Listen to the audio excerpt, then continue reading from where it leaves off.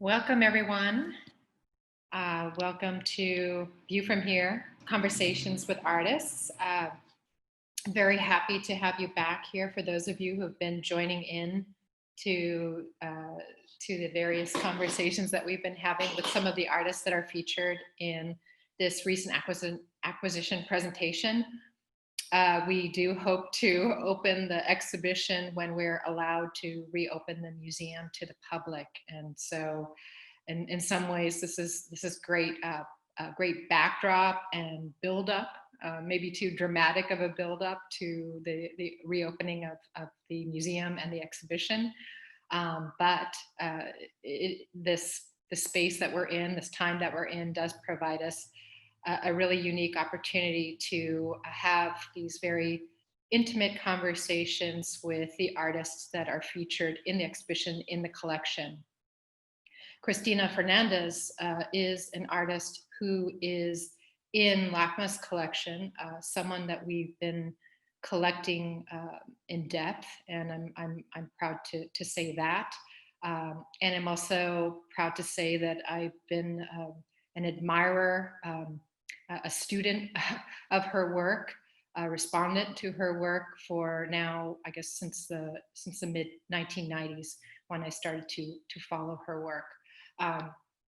Christina Fernandez, I would like to introduce before I invite her to join the screen, is an artist who works predominantly in photography, but has also worked in video as well, and done public art works. I think one of the first public art commissions I saw was her project for Insight, 1997. She's a lifelong resident of Los Angeles. She grew up in Monterey Park. She attended UCLA. She's a professor at Cerritos College, where she teaches photography, and she has taught for some time. We'll talk about that.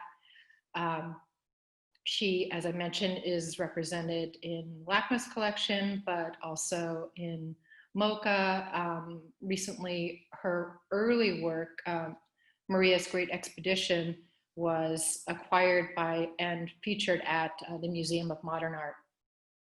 And I wanted just to mention some of the major exhibitions that she's been in, going to very early on, 1992, Chicano Latino Parallels and Divergences, LA Iluminado, a very important early 90s presentation of Los Angeles photographers, Aztlan Today, actually an exhibition that we were both in Spain in the late 90s. Flight Patterns, an excellent show that Connie Butler did at MoCA in 2000. Only Skin Deep, Changing Visions of the American South. We featured her work in Phantom Sightings in 2008, and she was also featured more recently during PST LA in A Home So Different, So Appealing, also at LACMA. And recently, her exhibitions have been in Imaging Change, History, Memory, and Social Justice at the Palm Springs Art Museum, and Encore, Reenactment and Contemporary Photography at the Getty Museum. So I want to welcome Christina. If you want to turn on your video, Christina. Hello. Hi. Welcome. Good to see you. Yeah, thank you. Of course, of course. So I named the exhibition after this body of work that you have been working on since 2016, View from Here. As is the case in your photo-based practice, you're often exploring sight, and you're often interested in the kind of layers of meaning, layers of representation, layers of history. Thinking in particular in relation to what I was thinking about as I put this collection show together, we're starting to go shelter in place in early 2020, in March, just a number of months ago. And I was starting to put together the collection show and thinking a lot about the spaces in which we are residing now, in working from our homes. So I looked to your body of work and was really informed about it. you had an interview with art historian Jean Driskin, and she was talking about this kind of construct of home with you, and you said, a home can be a haven or a prison. And I think we're very much thinking about that and feeling that this year. I just wondered if you could talk about the emergence of this body of work. Well, you know, this body of work started in a very disorganized way. Usually with the series that I start, I'm somewhat focused on the type of imagery that I want and the subject matter. But this was more of an exploration. I have a son who loves to road trip. I love to road trip myself. We go off-roading often. And I started photographing just, you know, to document our travels. And they look, you know, like really good travel photographs. But this is not what I do as a photographer and artist. So I thought, well, I'm spending a lot of time doing this kind of activity. I need to make use of it in some way. And we had always gone to, you know, artists' homes, or in this case, Purfoy's outdoor museum, you know, places in the desert, remote places. And I thought about, especially with Purfoy and Cabot Yerxa, I thought about the desire to be a part of a community, but also be apart from the community and be somewhere else, and how the landscape fits in with that vision. And so, you know, one of the first photographs that I took was at Cabot Yerxa's home. And, you know, he built this adobe home on his own. It was his sanctuary out in the desert. I think the home has something like 150 windows.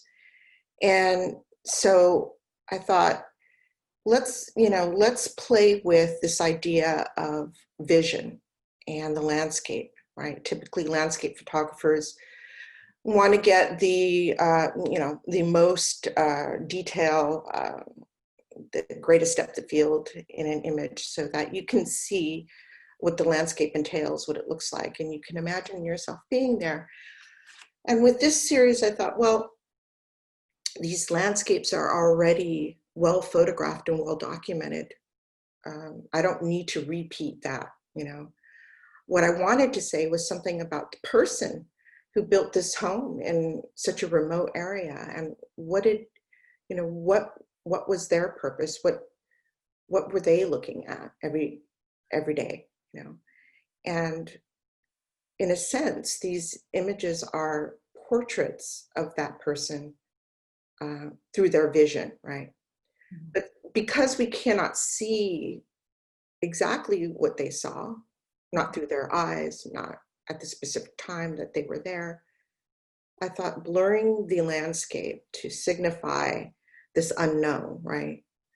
Lots of unknowns, actually, about who they were, what they saw, what their vision was in terms of their life, in terms of the landscape that they chose to live in. So in this case, you know, Purfoy's Outdoor Museum has lots of window structures in the museum. And, you know, some of the structures are more livable than others. And some of them are actually windows that don't have an indoor or an outdoor, right? They're just cut through the plane, right, mm-hmm. of the landscape. Mm-hmm. This is one of those, right? There is a structure there, but it's sort of like a flat structure. It's not a closed structure, right? Right. These are liminal spaces, right? And in that sense of the liminality, do you feel that kind of relationship in terms of your relationship to the histories of portraiture and the histories of landscape? There's a way that's evocative, but it's also kind of resisting the impulses of those traditions, right? Right. It's resisting the definition, right? And so both with portraiture and landscape, we have these very fixed ideas of what those things look like, I think. and especially in terms of photography, but also in terms of painting as well and printmaking. And I sort of wanted to break that space a little bit. And I'm always trying to do that with my work. But I did not even talk about your question here. I apologize. I kind of go on and on, you know. No, So no, no. I think you're addressing, sight as a form of, a dwelling, right. and also with the sense of liminality. What is the relationship when? I mean, maybe we can go actually to the Celia. If we could go to the next image, the one Toyo. Well, actually, it's the next, I believe. Is this right, Christina? No, this is Toyo, yeah. There we go, Toyo. If you could talk a little bit about this, because I mean, here you're dealing with a historic. It's completely different, right, from the purpose of Purifoy's or Yurtse's window, right? Right. This is a window taken from this is a picture taken from a reconstruction of the barrack at Manzanar. So, there's the Sierra Nevadas, the beautiful landscape that we associate with Ansel Adams, right? And all his expansive vision about the landscape in the West and his ability to move about freely as a white man, a lovely white man, but a white man nonetheless. And here, I'm trying to figure out how Toyo felt about that, like how being enclosed in an encampment, in a jail really, with this vision of this beautiful, expansive landscape, felt like, and not being able to go to that landscape and photograph it, or to remove himself from the situation. I mean, the vision that he had was through his camera that he made, right?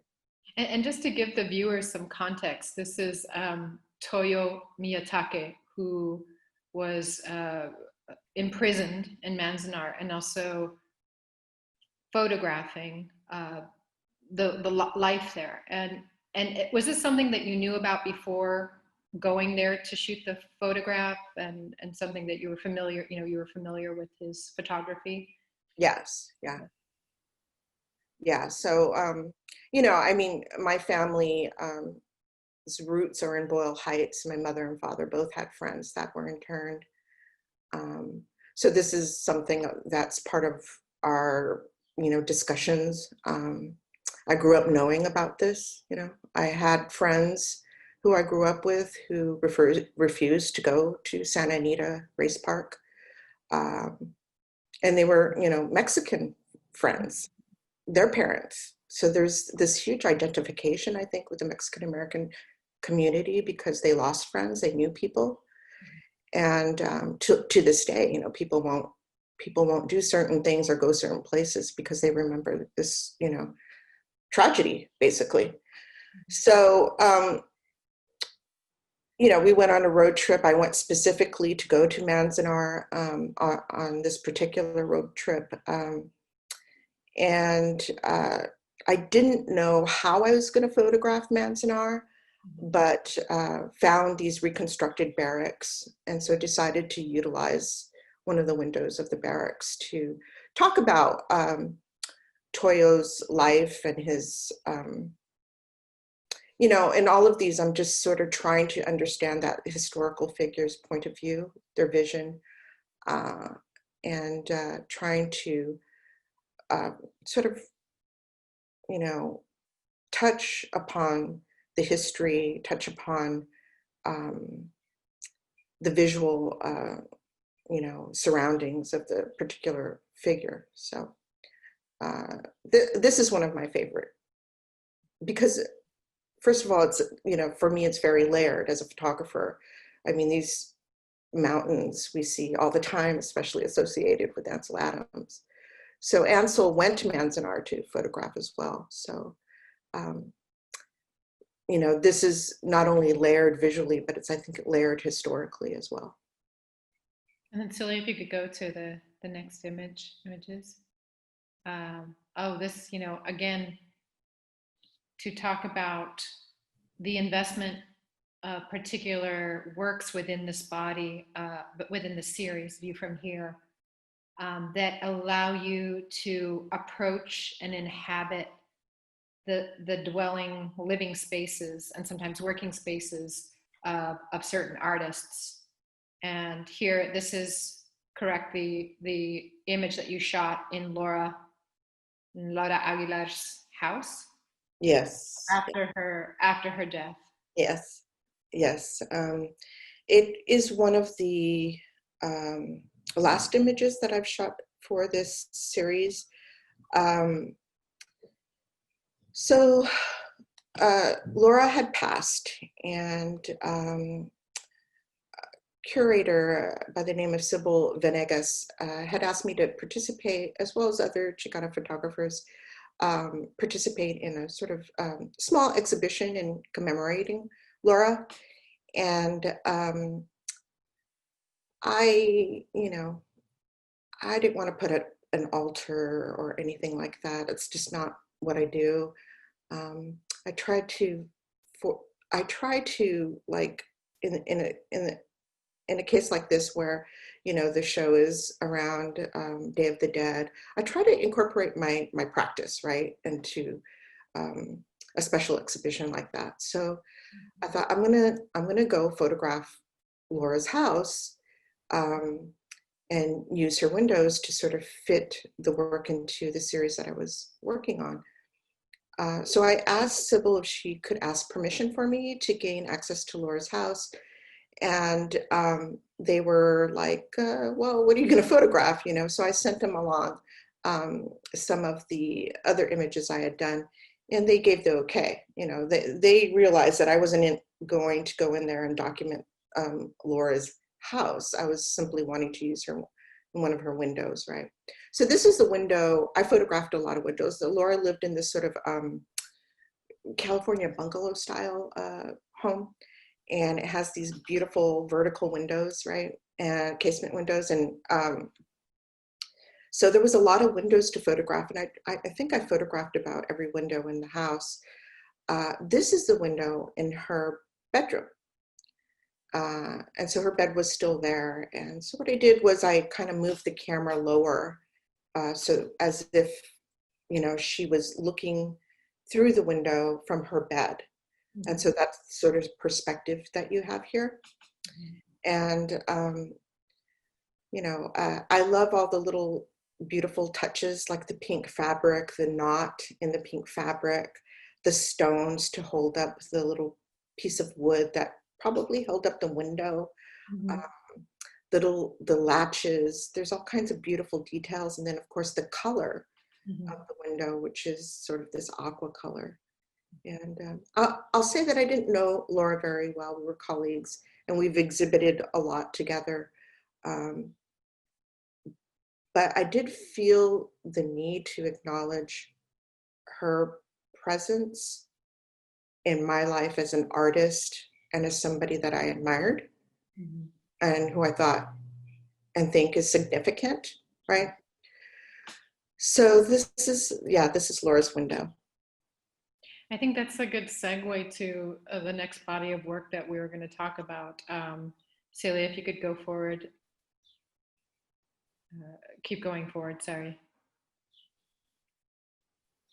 Not to wash over those gorgeous images that we could look at for much, much longer. But, in terms of mapping out these personal histories in a way, or sort of charting these connections.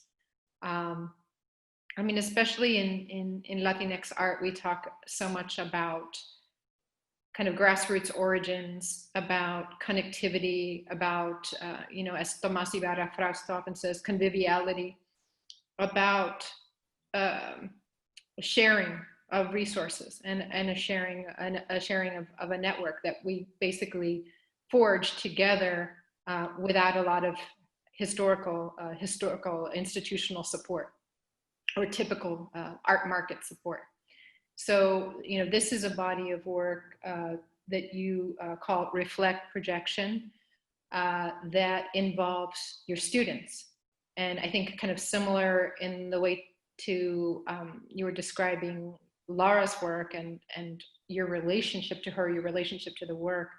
I think this as well is about that conviviality or that sharing. If you could talk a little bit about this and the kind of role as well of teaching in your practice. Well, as you know, I work at a community college, so that's basically a 2-year college. You know, I think a lot of artists and photographers who work at 4-year universities have this beautiful opportunity to create really deep relationships with the students they work with in terms of talking about the art and you know, talking about ideas. With a 2-year program, you don't have a graduate school, right?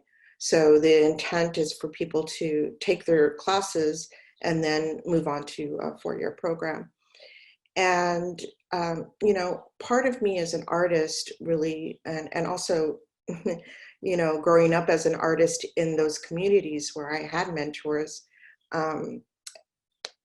you know, wanted me to, I wanted to try to make a connection between, you know, the people that are around, and sometimes stick around beyond, you know, 2 years. So all the people that I photographed thus far are people that were around for a while, right? And so this is Juan. He was our lab tech, right-hand man in the photo department, and I love him dearly. And he's a photographer and an artist. And I wanted to include him in this portrait series. And so I asked him to, you know, get his camera. And, you know, I asked all the participants to get their cameras and photograph their cameras, but they came out with, you know, they came up with various different mechanisms. So, you know, this was sort of a collaboration in that I asked them to do something and then they didn't really do it. They did something else, which, you know, just kind of goes to prove their creativity, right? And, and of course, I worked with whatever image they gave me. So Juan at the time was working with this sort of low-res Hewlett-Packard camera, right? To create these images that he would blow up really large. So they would be super pixelized and sort of break apart a little bit. And so anyways, so he photographed that. And then what I did was to take that photograph and project it onto their bodies or onto the wall or whatever, wherever I decided it kind of fit best. So it was collaborative in the sense that I asked them to contribute an image, and then we kind of worked together with the location and how, you know, how the image was taken. And we can move forward and scroll through. And Christina, you know, let us know if you want to stop on any of the images. So this is Alice, and she was also a lab technician. She was around for many years. Cyprus has her now. She moved on. So did Juan. Juan also moved on. But here she's basically took a picture of her firing her camera with cable release, right? And then her camera's right there in the middle of the photograph. And then there she is in our equipment checkout area. So the next one, this is Joseph, who worked for me a long time ago and was also a lab technician. So he hadn't got out his camera in a while. So when he opened up his camera, all this film rolled out. And so I have him there. He's a DJ now. So I wanted to incorporate light in some way and movement.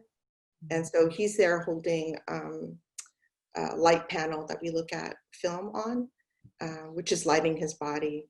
And then there's a blur movement that is added to the photograph.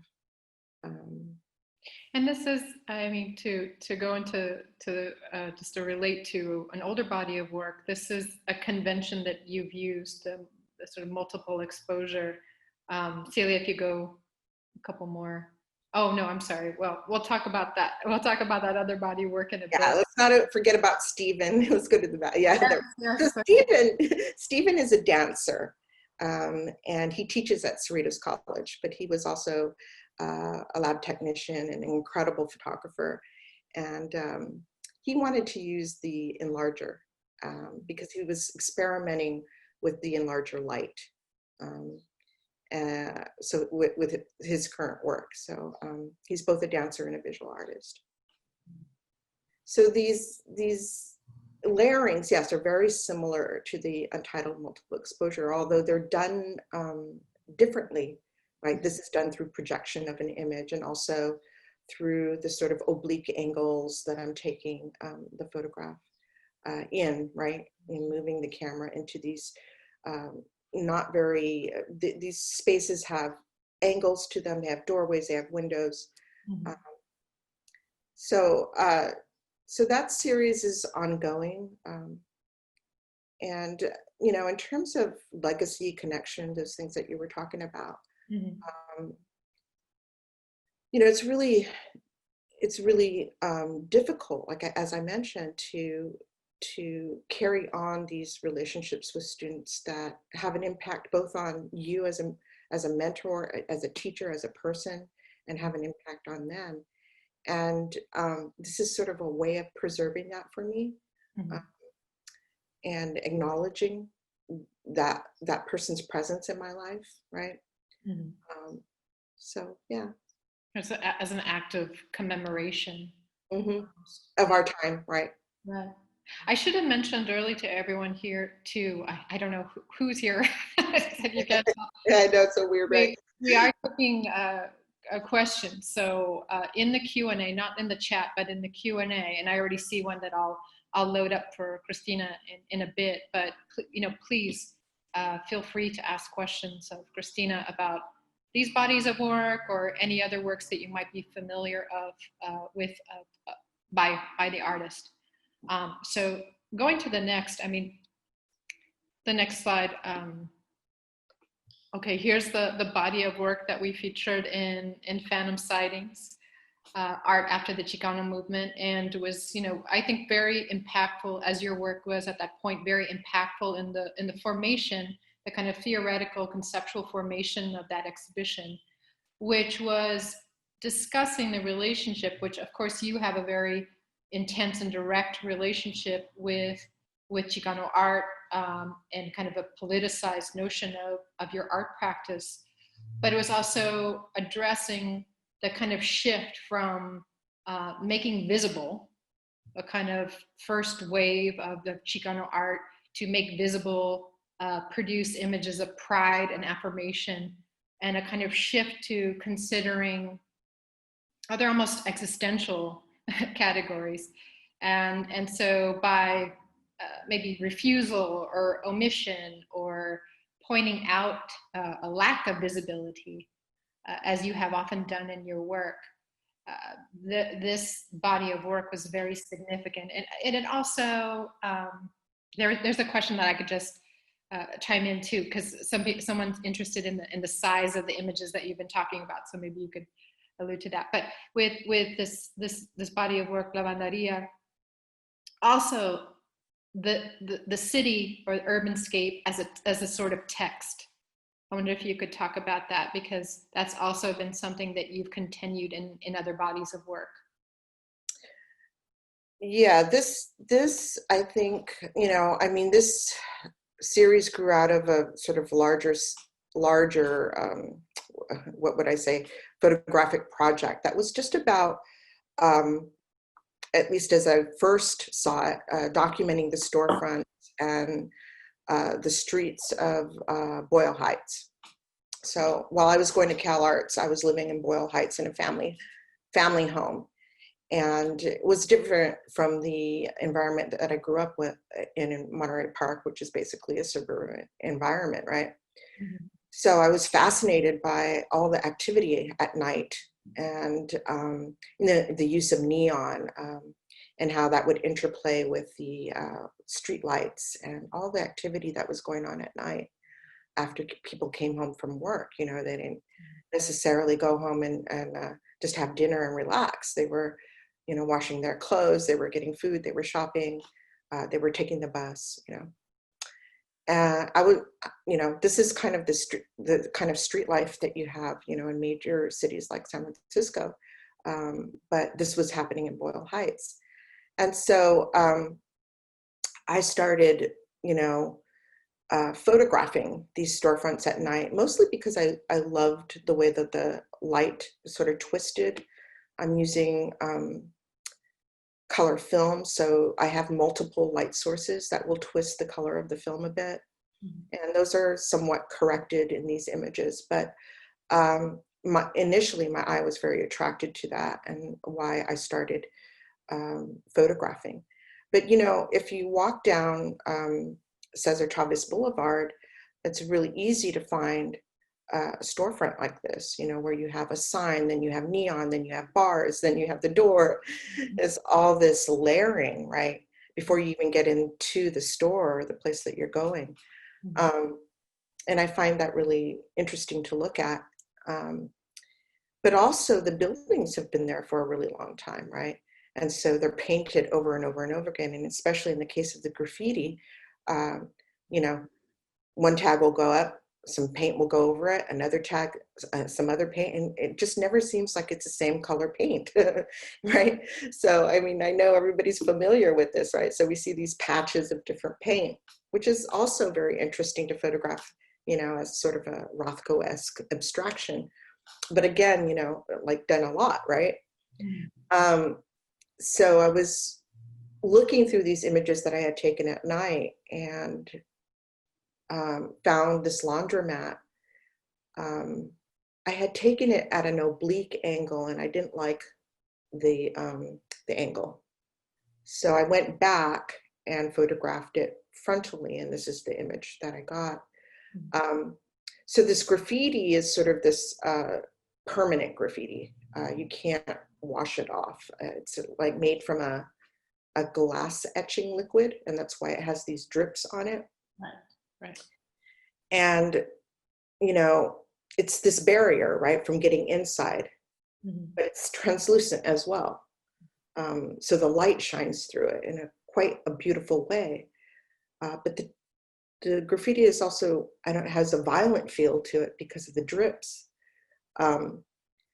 So I'm editing this series, right? I'm going out and photographing these laundromats, and in this particular one, I did not notice the upside down flag until I actually printed it large. These are 30 by 40 to answer that question. So they're pretty large. The format is 4:5 negative. So I'm doing this with a view camera at night.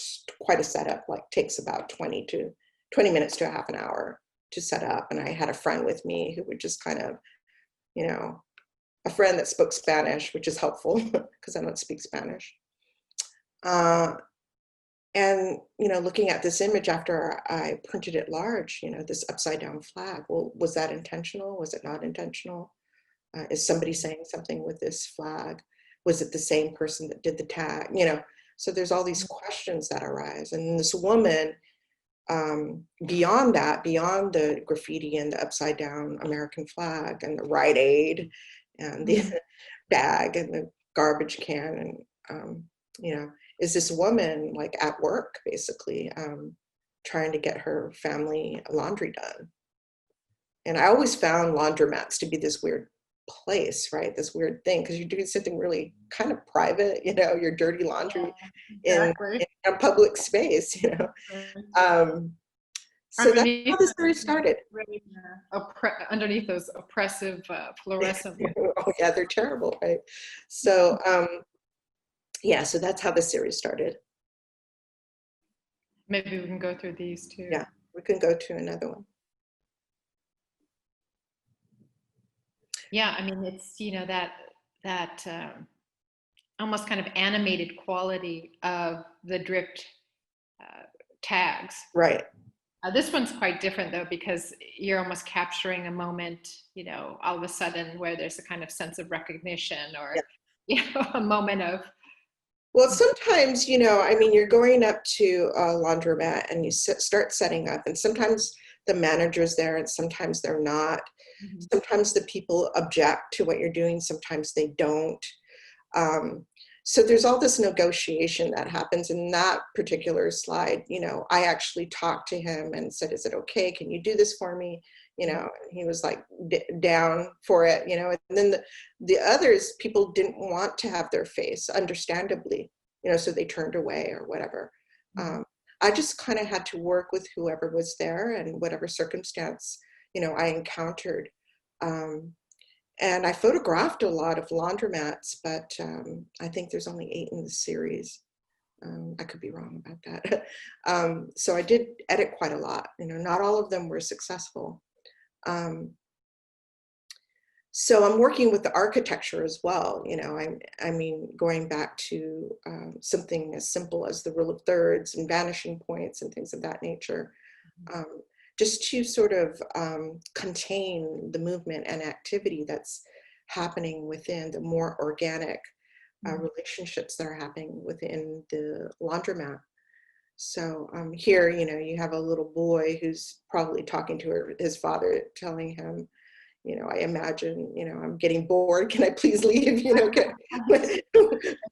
that. When are we going to finish? What are we done? And the little, pair of shoes and, the container of laundry soap. There are all these beautiful details of people's, little, the little hat over here on the left-hand side. It's like a beanie, tiny beanie, pink. Beautiful little details. This moment that's kind of captured here with the child. We're starting to get some really great questions, so I might just kind of blend them in. It says, "Hi, Christina. It's Laura Alvarez. We did the same artist residency." Hi, Laura. We did artist residency in the early 90s. How does where you grew up as a child affect your work now, or does it still? I'm just thinking about that. You're mentioning this sort of moment of childhood that you kind of captured here in this image. Well, definitely. I mean, I grew up with parents who were very busy, full-time workers, and also activists. They were activists for the UFW and numerous other causes.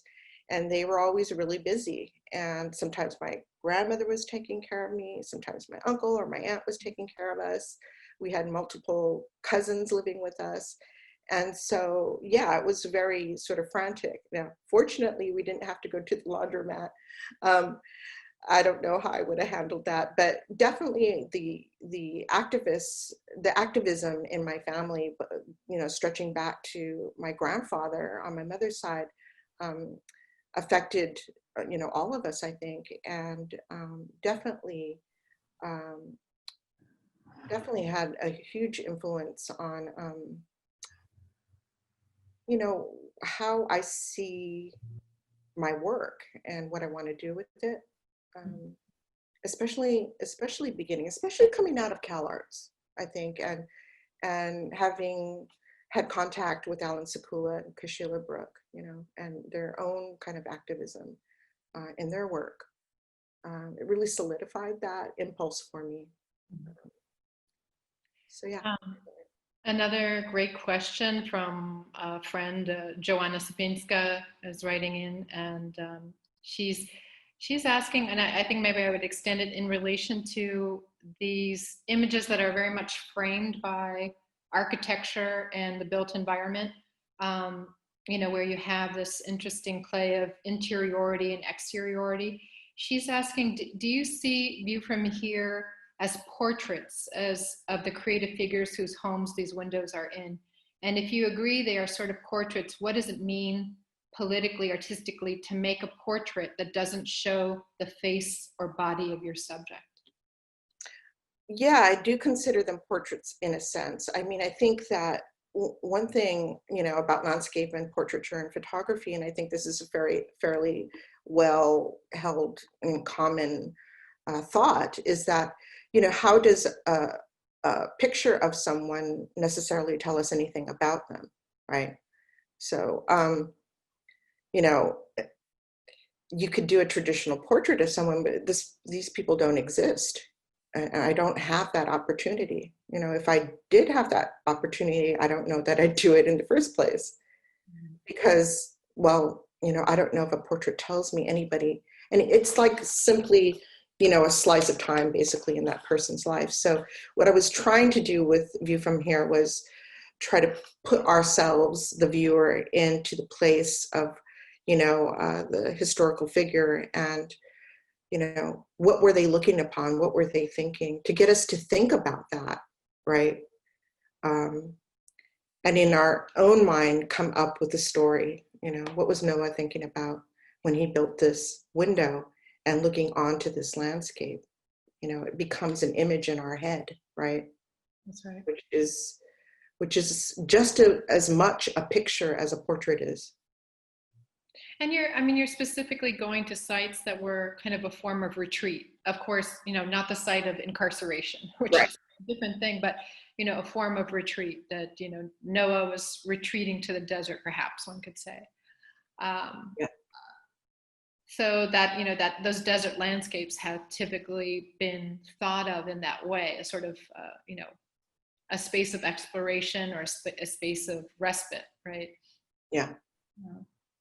Maybe we could go to the next, Celia, the next body of work, because that's the earlier one that we were alluding to, the Untitled Multiple Exposures. And this also might allow you to continue talking about that relationship of portraiture. Early on, you were early on in your practice, kind of complicating self-portraiture with Maria's Great Expedition and this body of work, where you're sort of using your body to intervene in these histories. Right. I mean, I've never really thought about it that way. I mean, how you're linking Maria's Great Expedition with this piece, but you're right about that. I mean, I'm in this series, I'm basically reenacting not my great grandmother's life, but I'm reenacting the pose and the attitude that I'm trying to understand of the woman who's pictured, right? So I'm playing at being them or interacting with them in some way through the photograph. And these are all images that were taken from books of, famous Mexican photographers, and in this case, cinematographer, Gabriela Figueroa. So, I'm zooming in to the image so that you can see the halftone marks, right? So there's this acknowledgement that I am connecting with this history through books, right? And images in books.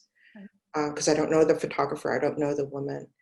And I'm making this image a portrait image because this is, a segment of an image from a film still, basically. So then I'm trying to intervene or interact with the image, and by default, the person who's pictured, right? Mm-hmm.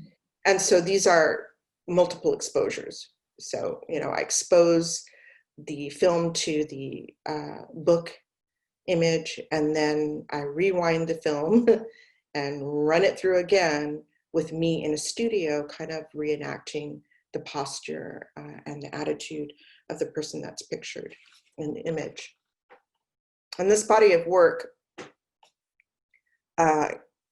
came into being because I had traveled to Oaxaca, Mexico, in a rather naive state of mind, right? I had not really visited Mexico much except for as a child. And I was really shocked by the racism that I saw towards the indigenous, and being brought up as a Chicana, there's this huge identification, and respect for indigenous communities, especially Mexican indigenous communities. And so I was kind of like shocked by what I had witnessed and seen in the streets. And yet, the Mexican indigenous woman is like the face of Mexico. Mm-hmm. Mm-hmm. So I was trying to reconcile what I had experienced, which was an emotional thing that I couldn't really figure out how to deal with until I started to visually sort of articulate that identification, but also the separation, right? Inevitable separation from those indigenous communities. right. Because all of us that are Mexican are part indigenous, and some more, some less, in some way or another. But that's really been eradicated from our identity.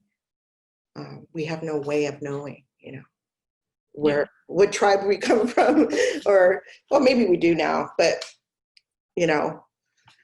so that part of our lives is, I think, very, as Chicanas, as Chicanos, is very suppressed, and I wanted to connect when I went to Oaxaca in some way, but I thought it was very a naive project, So I came back with this sort of almost a hurt, at seeing how Indigenous people are treated in Oaxaca.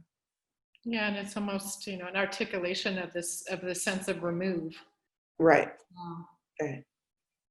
So that's what the series is about, and so I'm like almost always dealing with some kind of history in the present with these series, So with this series and with View from Here, and I think to a much greater extent with Maria's Great Expedition, trying to bring the past and the present together through collapsing space on the 2D plane, right? Which is photography. Yeah. David Knaus has a question about, if you go back and revisit the series, or if you're just sort of working in sequence and then you kind of decide, how to end that particular sequence. Do you ever kind of, you're in a kind of interesting place right now where you are revisiting some early work, some of your actually, your MFA work, your work that you did in grad school. Which I'm really glad that you're resurfacing that work. Right. Yeah, I think before there was this sort of discipline that you have, whereas you start a series, you end a series, you start thinking about this thing, you photograph, and then you end thinking about that thing. And, I first of all, I'm not working like that anymore because I don't have that luxury of time, like to completely focus on something. I have a family life, I have teaching obligations. So the fact that the series continues maybe even years after I started it is something that has been happening. And then the other thing is, that work that I'm bringing back to the fore, right? That was done a while ago in the past. I'm bringing it back because it's still relevant, for one thing. And the other thing is maybe it was exhibited once or twice. It's just not enough. It's not a complete thought, when you put it up and, 50 people see it at a community gallery. It's just, it's a lot of work. Artwork is a lot of work, right? The artists out there and the curators know that. It's just, you spend a lot of time thinking about things and doing them, and there's a lot of time set aside, and so bringing back the older work is something that I've been really excited about. And also rethinking it, because I have access to greater resources now, and I can see it in the way that I envisioned it, not in the way that I could afford to produce it. Yeah, exactly. It's a huge thing, right? Yeah. So, I think that's what happened with Bend and the Untitled Farm Workers piece that I displayed at Frieze. That was the case with both of those, is that not too many people saw those, and also the way the piece was envisioned was not the way that it was actually exhibited, just because of, resource limitations. So. Maybe we can go to this last body of work that we wanted to talk about. We'll go through the works that you were just talking about, Untitled Multiple Exposure,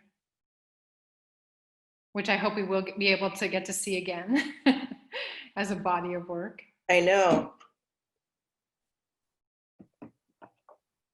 And then we're wanted just to end up on a consideration of Manuela Stitched, because I think it brings us back in some way full circle to View from Here, where you have images that you would say are, just these types of images of Los Angeles, you know, we've been talking about Ed Ruscha quite a bit because the Getty has done this incredible archival project with Ruscha's Sunset Strip photographs, imaging Los Angeles, absorbing Los Angeles, and the kind of tension that you've been talking about between a personal, rich, narrative drenched kind of photograph versus something that is, you know, kind of staged and frontal, which I think your work is always kind of a push and pull between these. So maybe we could just end up talking about this body of work, especially in relation to View from Here. Yeah, this series has a text that goes with it, you know, so I sometimes utilize text, but the text is also on the buildings, right? Okay. So these are basically photographs of garment factories.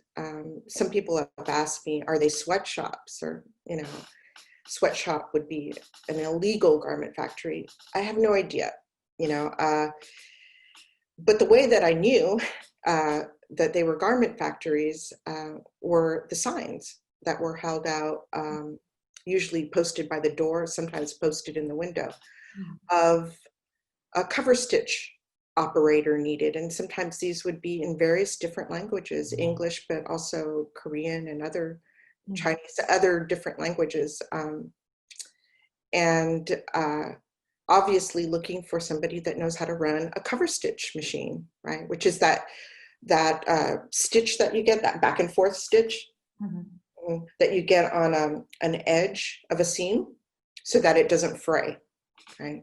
So it's a somewhat skilled machine. You have to really know how to use it. And I love, you know, the sign on this particular building has these bright green fluorescent, you know, ribbons that are holding up the sign. Sometimes you would have, you know, a sign made out of a pattern, right? So I was a fashion major, believe it or not. I was not cut out for it at all, but I love clothing.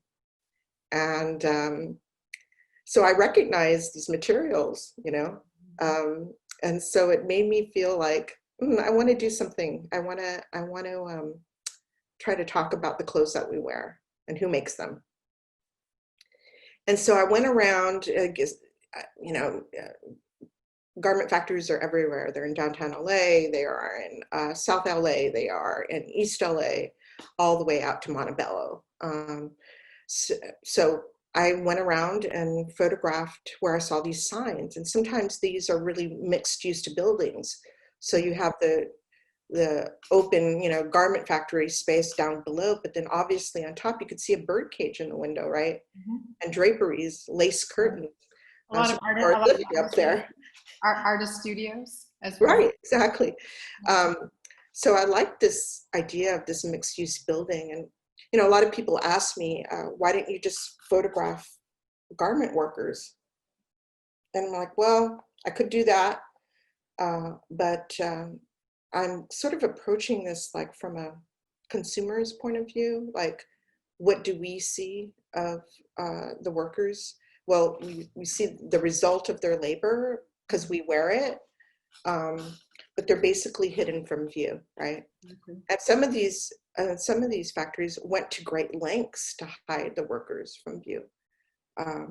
So you'll have windows that are completely blacked out with patterns or muslin, and you kind of wonder what's going on inside. You know, what kind of working conditions are there that they cannot like have a window open, right? Or that's I mean, and there's, you know, usually a kind of auditory component where the only way you know is you can actually hear the sound of the machines as you're working.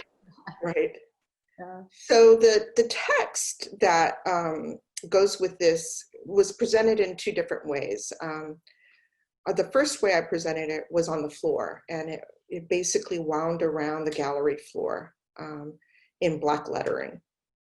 And then the second way was I basically commissioned an embroidered text panel. So the text was embroidered with black thread onto a piece of muslin. So I think both work, yeah, but the original was on the floor. And the text is basically a really edited, concise narrative that is sort of surreal. Mm-hmm. And I basically created it by listening to interviews I had taken of different women that had worked in garment factories. Mm-hmm. So I interviewed women that had worked in garment factories in different times and in different ways, and listened. You know, I'd actually like put the cassette tape in my car and like listen to the stories over and over and over again. And then created this text that talks about a woman who's experiencing an immigration raid at the place where she works. And so she runs out of the building and runs around the corner and looks down, and she discovers that a piece of thread, right, is caught on her heel, and she can follow it around the corner. And she pictures the empty spool and fears that the immigration is going to find her, right? Which is like this sort of paranoid thought, you know, or sort of a surreal narrative. But I wanted to present a text that was not exhaustive, but just gave the feeling of what somebody might experience, that sense of paranoia and desperation that you might feel in an immigration raid. So I do my due diligence, you know, I mean, I'm trying to present a visual piece that is interesting for people to look at, but I'm also trying to present in some way a story. And it's not always my story, you know. Sometimes it's my story, but sometimes it's other people's story. And you can get a lot of sticky mess trying to do that, right? Mm-hmm.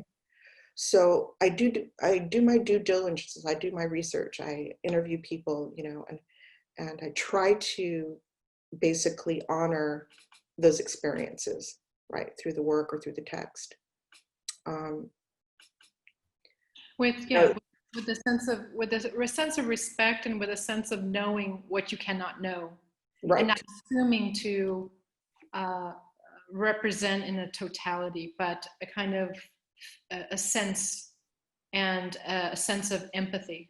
Yes, most definitely. I think you just perfectly said that. Yeah. I mean, I'm trying to articulate it, but you articulate it better than I can. Yeah, and I think, you know, you're, you know, sort of juxtaposing this with View from Here. I think, yeah, you're right. They're very similar in that sense. You know, trying to give that point of view of the person that's pictured in this sense. It's a group of people that are pictured through these buildings and through the writing on the signs. Let's go to the next slide. Yeah, we're just about hitting an hour, and just want to be mindful, but there's a last question from Sandy Rodriguez, who's saying, thank you for this program. Love your work, and what is next for you? So maybe that's the best place to leave off. And... Well, we're working on a 30-year survey of my work with Joanna at the CMP, and fantastic.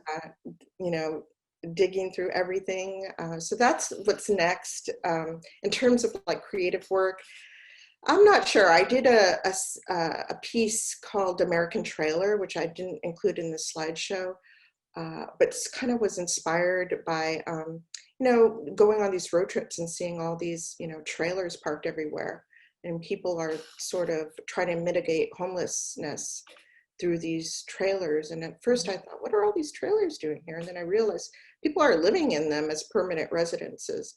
So I'm, you know, that's kind of stewing right now. Yeah. So we'll see. But yeah, the survey is kind of taking over my life a little bit. Looking forward to that. And we're looking forward to having people back to LACMA to see View from Here and to see Christina's work. And We're gonna be able to see some art finally. exactly. Christina, thank you so much. It was just really thank you, Rita. This is really fun. Yeah, spending time with you. And thank you everyone out there. Thank you for viewing, and we'll let you all know when you can actually come back to the museum. I hope so. Thank you all for attending. Thank you.